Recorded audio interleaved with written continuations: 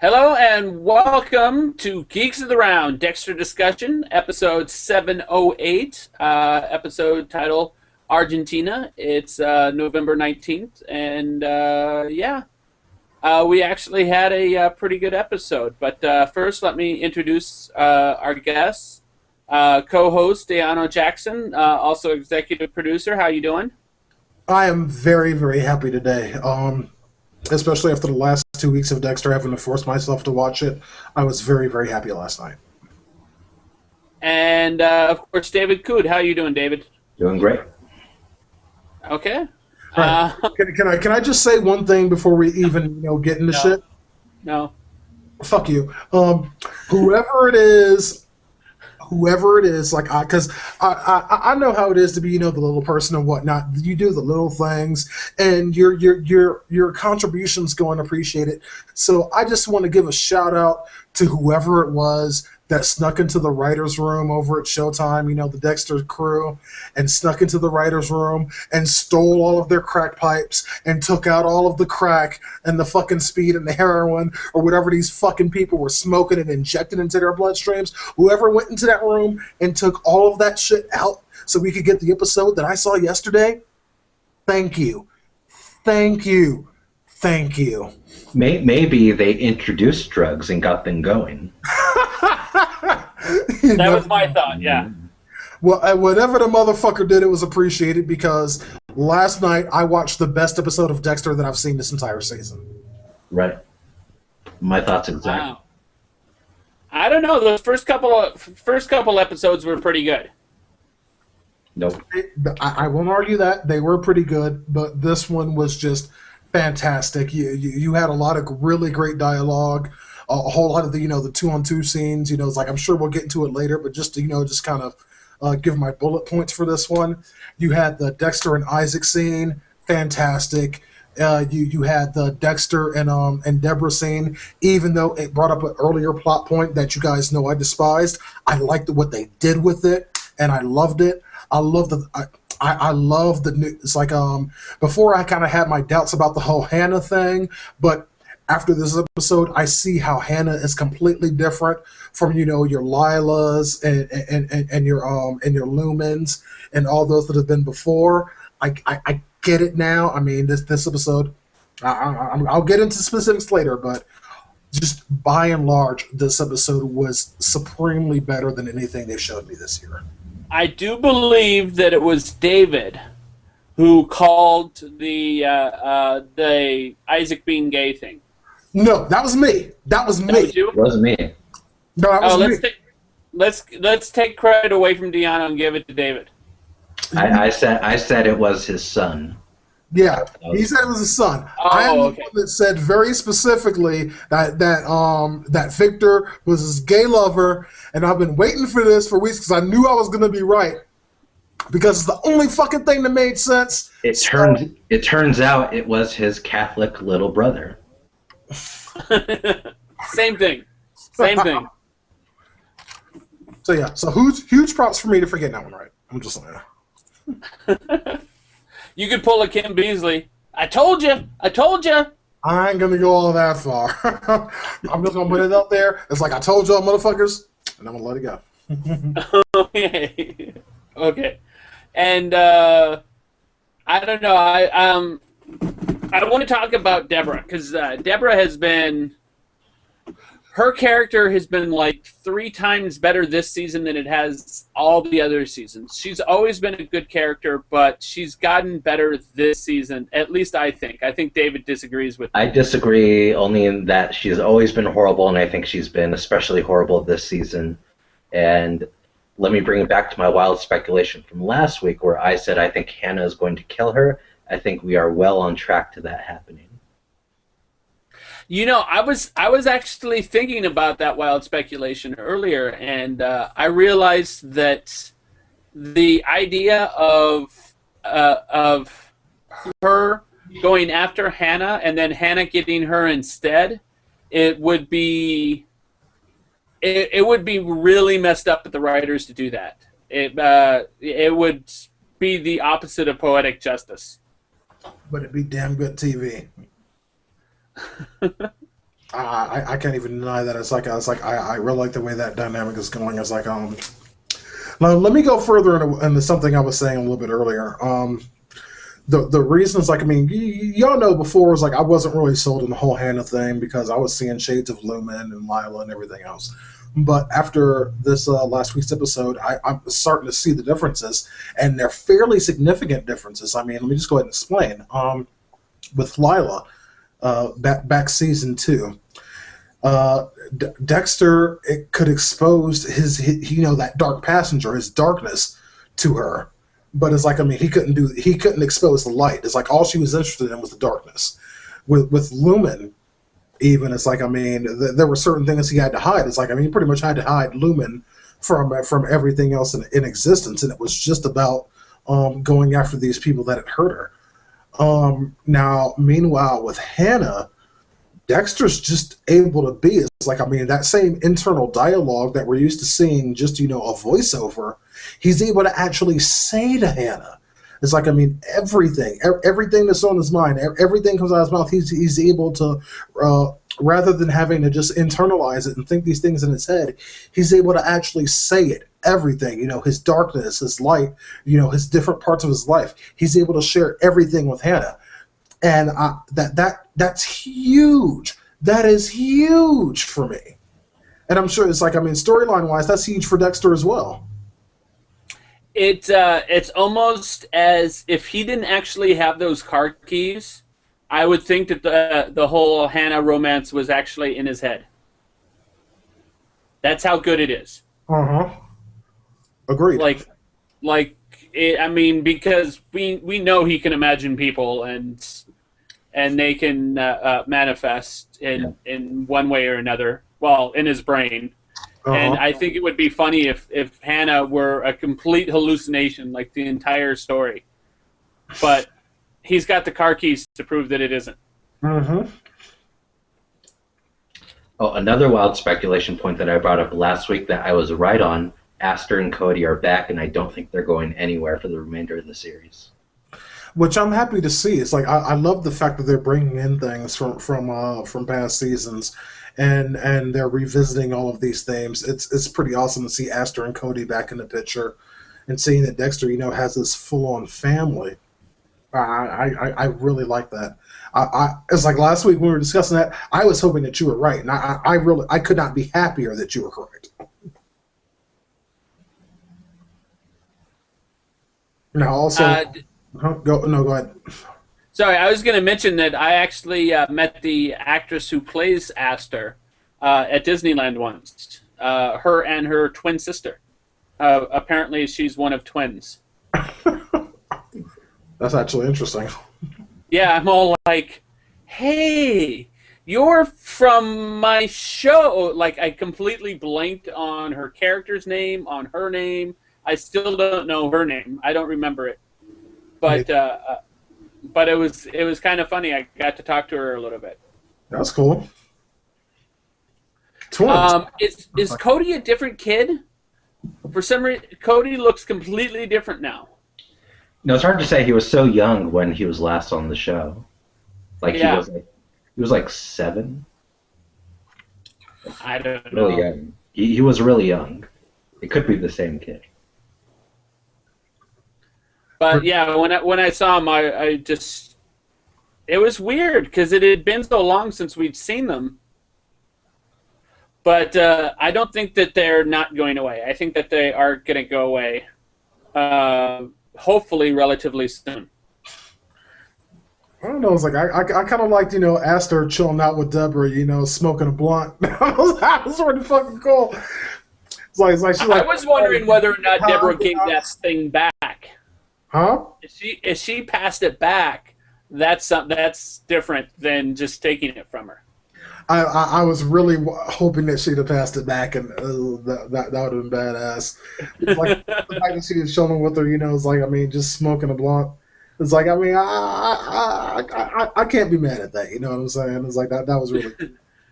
You tweet to your friends, "Oh, I'm smoking weed with the lieutenant of homicide." Yeah. What you doing? Exactly. The fuck did you do today? I really like that. It's like I don't know if I'm jumping ahead too far, Matt, but it's like I really, really, really like that scene with Isaac and Dexter when they were at that bar. That Oh yeah. That was actually very, very cool. They played the tension just right, I think, because both of them were weary of the other, uh, and it seems weird to me that in Dexter's town, Dexter got surprised by a gay bar. yeah. He's all like, "Oh, I didn't realize at first."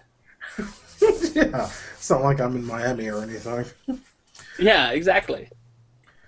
But I really did like that. As like, I mean, because these two killers were just, just kind of kicking it. Isaac is pretty much explaining why, yes, I am going to kill you, and here's why. And Dexter's all, okay, well, I'm not going to let you kill me. Here, I'm going to kill you, and this is why. It's like, I mean, it just seemed like a very, just. Given the situation, a very pleasant conversation between two people who, if they had their way, would be in the midst of killing each other right then.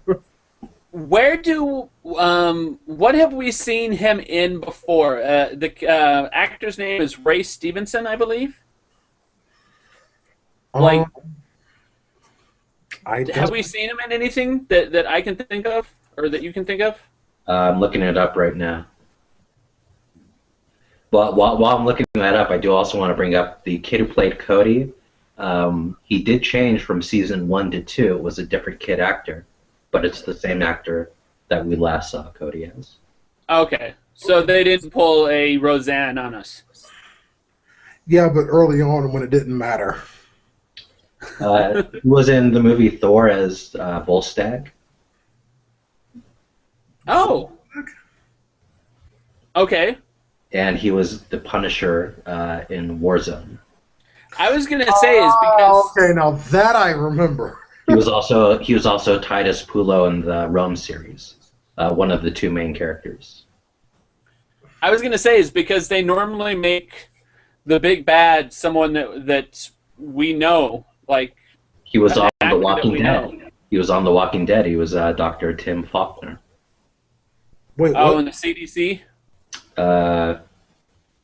Wait, what are you looking at? Is like, I mean, because I see His IMDb page. That I'm, was 2004. no, what you're looking at is a show called Walking the Dead. That's totally different. Okay. All right. Yes. Easy mistake. Yeah, it's like the only show I recognize him from. He was in Rome, but I didn't watch that. I watched it. But he's in the superhero squad show, Yeah. which is like a little kiddie version of the Marvel superheroes. Essentially, that's just For voice. those of you older than 12. Exactly. Well, he was in Book of Eli. But in any case, yeah, they normally make the main villain someone that people know, and I had no idea who this guy was, so that kind of surprised me. That's why it was so difficult to figure out who the main villain is, who the big bad was, is because there was no big names in it this time. I mean, before there's Yvonne. We all know who Yvonne is. It's like, and I still think at the end of the day, she's going to be the big bad. You think so? It's like, well, it's the only thing that makes sense. It's like, I mean, because like David brought up, her and Debra are in perfect position to go head to head here. It's like eventually Dexter is going to have to make a choice, Hannah or Debra. And it's like, and I do agree with David. Hannah's going to win this thing. It's like she is going to kill. He's going to kill his sister. So after that point, it's all in the air. It's like how things are going to go from there. Now, here's something that I realized is I've looked for confirmation that Jennifer Carpenter isn't going to be in the last season, and I can't find it. I can't find an article that says that, and I could have sworn that I read that once upon a time, that she wasn't going to be in season 8. Do we know for sure she's not going to be in season 8? I haven't confirmed this information myself, but I have heard it through various sources, but I have yet to confirm. David, are you looking that up? I am looking it up. Oh, awesome. Because it would be kind of cool if well, my thought is that she may not die. She may be thrown in jail because of her complicity with Dexter. That's possible. But however, now that she is, that was my theory until she blurted out to her brother about how much she's in love with him. Because now she's breaking 2 of the rules of these TV shows. She's in love with them, and she knows a secret. Mm-hmm. Both of those things will get you killed, and having both of them is bad news. And as much as I hated that storyline last season, the whole Debra's in love with Dexter thing, as much as I hated that, I like the way they brought it back. I actually admit that I do like that. That it's like, this moment of weakness where she's coming out to Dexter and telling him this is like it kind of makes her overlooking the fact that he's a serial killer make a whole lot more sense. I like the way that it's not a major theme; it's just something that's just out there. It's like, that's something that overall I feel this season has been really good at, despite the absolute shitstorm that was the last 2 episodes. That this season has brought back themes of everything from day 1 of Dexter, the pilot 101 episode. You know what I'm saying? They've brought so much back, and they're really putting everything under the microscope under this in just this one season. And I really like to see that. And I like the way they did this, where they kind of put it out there and Dexter isn't really sure what to do about it. It's like, honestly, who the fuck would? And I like it. That actually segues pretty smoothly into what my next topic was. And that is, I was reading a review and it mentioned something that I thought was kind of interesting. Is Dexter serving too many masters? Because before, when the show first started, it was Dexter just kind of hiding a little bit from Rita, and that was it. He didn't really have to worry about anyone else. And then all of a sudden, kids got involved, and then now his sister's involved, and now he's got this girl, and now Isaac knows who he is, and et cetera, so on and so forth. Do you think that he's being spread too thin? That's an interesting point. Obviously, the more things that Dexter has in his life that he cares about, the more vulnerable he is. I wouldn't quite say I'd go so far as to say he's serving too many masters, but I would say that at this point, Dexter is far more vulnerable than he was back in season 1, where he didn't really have that many things that that meant a lot to him. It's like, back then, it's like, Rita was important to him, sure, but whatever. And her kids were important to him, sure, but about the only thing back then that could really have an effect on him was Debra. Debra's the only person that he really truly cared for. At this point, he has a lot more at stake. He has, Astor and Cody, which he honestly does love, and he has his son, and he has Hannah, and he has Debra, and he has all these attachments. So yes, I will say he's more vulnerable now than he was back then. But I wouldn't go so far as to say he's serving too many masters. David, did you get a response? I'm not finding confirmation. So not confirmed, Dad. So maybe she is sticking around for the last season. Could be. And that would give you a happy, wouldn't it, David? It would not. Jennifer Carpenter so much. You love her being a part of this show. It would do you nothing happier than to see her in every single episode from now until the end of the series. Now, I wanted to touch on something that they really just showed one scene, and that LaGuerta is now on to Dexter. I was just about to mention that is we've said this already before, but it's 10 times the case now. Is LaGuerta had to be promoted before she became a real detective. Mm-hmm. But how did this happen? How did all of a sudden it's like, I mean... Maybe the only maybe scene the I spirit remember of her. Dokes, the spirit of Dokes came out from the grave and invaded her head, and she got all of his detective powers. No. It's like she went to sleep one night and she had a dream and she was like in this area and there was nothing but fog. And then slowly out of the fog came Detective Dokes, and he came closer and closer in the view and became more visible. And then out from his mouth, very softly, he said, "It's Dexter, motherfucker!" And that's something we were talking about at the beginning of the episode. Is we were looking at the title list, and the title list for the last episode of this season is "Surprise, Motherfucker." Uh-huh. So, did they recover Doke's body? I don't think so. I don't believe they did. Wouldn't that be hilarious? Yeah. Dude, that would be awesome. It's like, I mean, I actually had an opportunity. He's been laying low for like 5 years. Way back then, I can't believe how many years ago this was, but after the, this is back, before, of course, the age of Google Plus and all that, and there was just live chats and whatnot.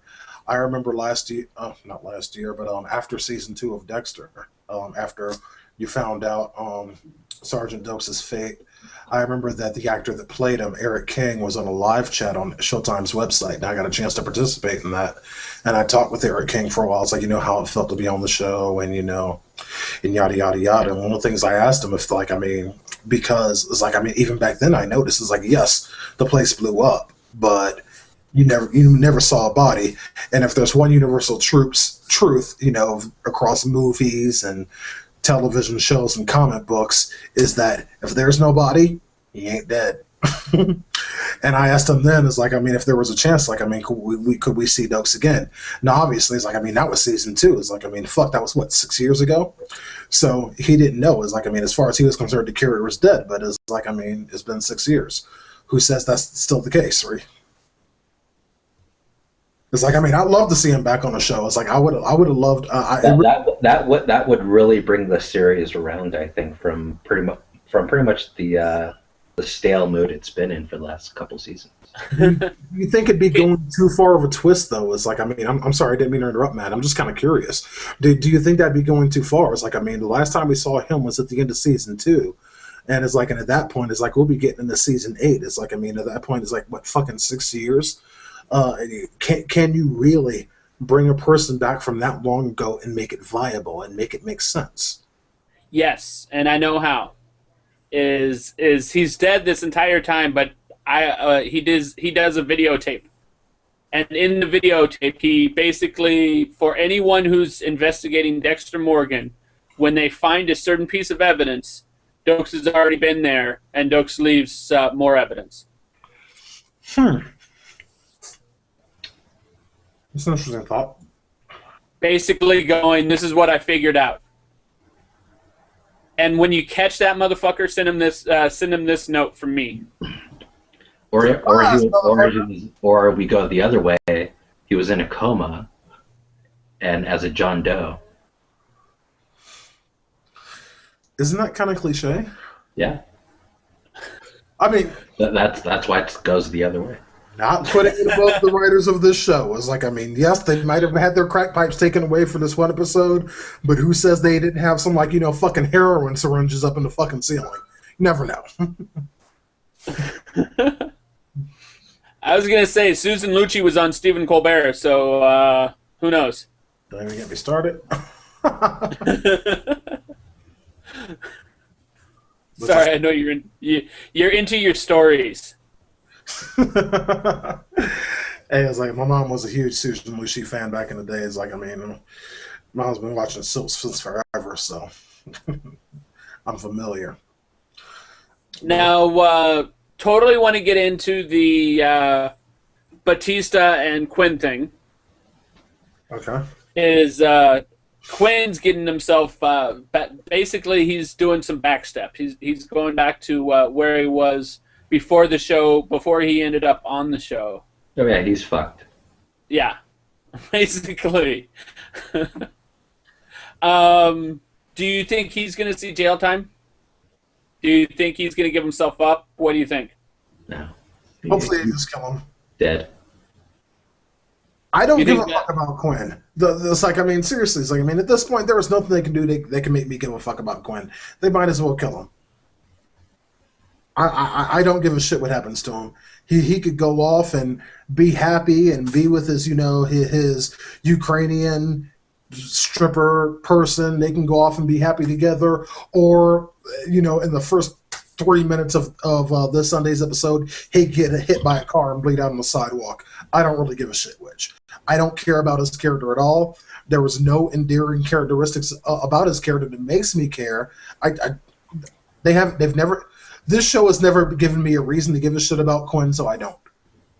I think that's David's theory when it comes to Debra.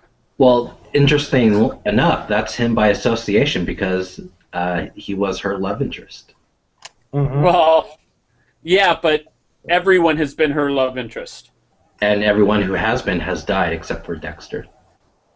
Fair point. The black guy, the FBI agent, Dexter's brother.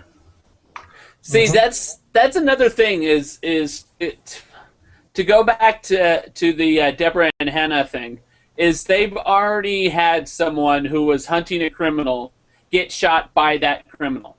Oh wait, he got shot by the criminal's daughter, didn't he? No. Lundy got shot by the guy who killed Rita, Trinity? the Trinity killer. No. He got shot by Trinity's daughter. So never mind. Oh, okay. Yeah, it was Trinity's daughter that shot them. I remember that. It's like, and then when confronted about the whole thing, she shot herself in front of Debra. And that was, yeah, she could have seduced me with just her eyes. She had some amazing eyes.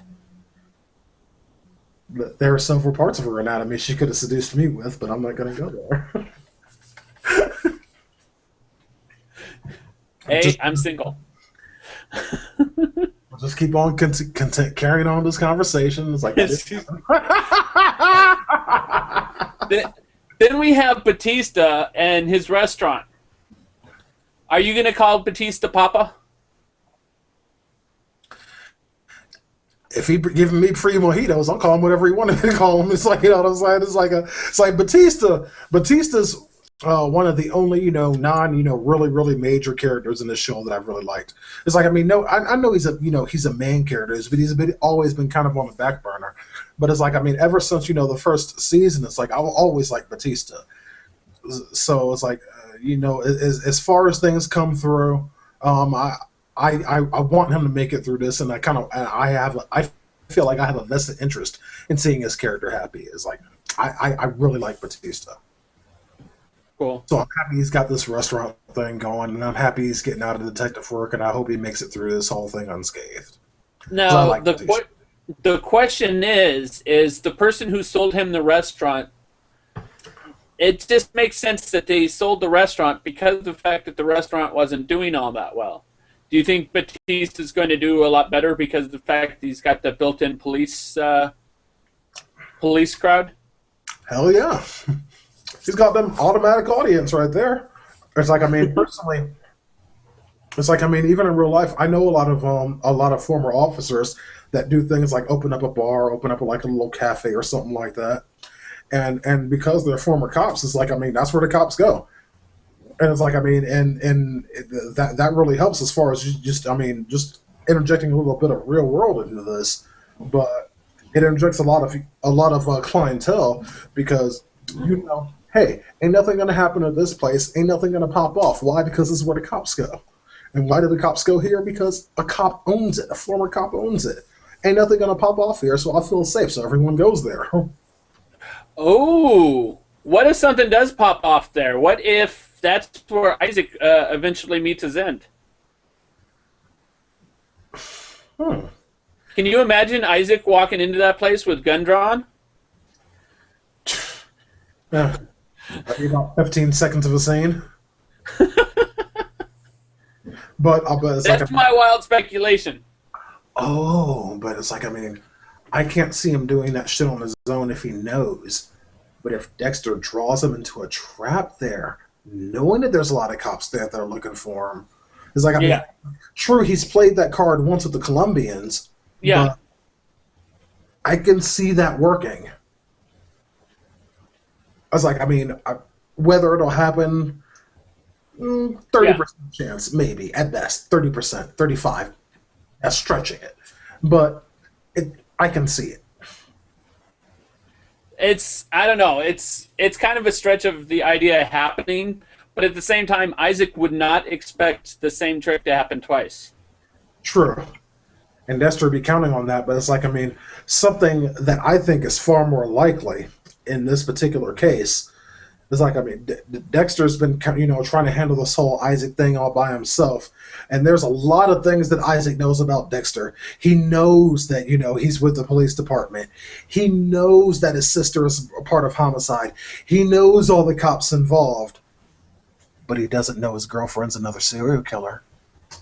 Yes, thank you. I had almost forgotten to bring that up, is we saw the preview for the next episode in which he captures Hannah. Uh-huh.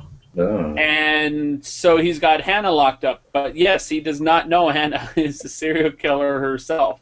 Exactly. I think that'll be his undoing.